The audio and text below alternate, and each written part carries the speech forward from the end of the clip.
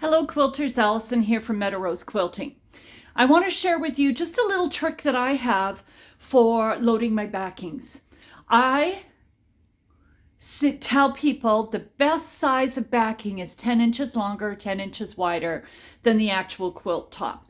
10 inches simply because I can do 10 inches of math in my head, which means that I would have an extra 5 inches all the way around.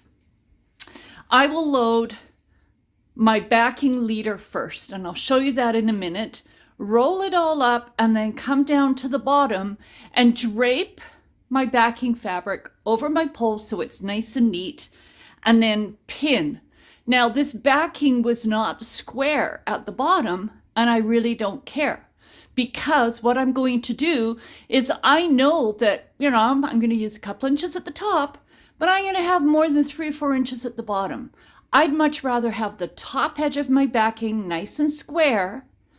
I can line up my quilt top to that nice square top edge, and I don't worry about this bottom edge. Let me show you.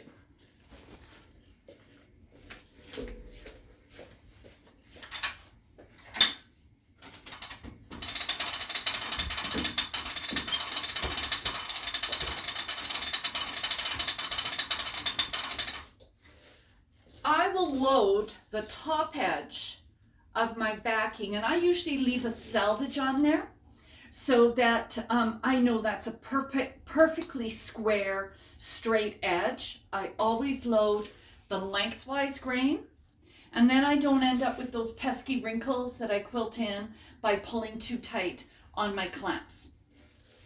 I will load the top edge, roll it up onto my take-up pole, and then I will load the bottom. And I will roll back and forth a couple of times to make sure that my whole quilt backing is nice and flat and square. The other thing I do is I don't press my extra wide backs, because I'm going to run across and do a little bit of spritzing every once in a while, and by the time I finish loading and rolling back and forth a couple of times, my backing is perfectly flat. I hope this suggestion helps. Happy quilting.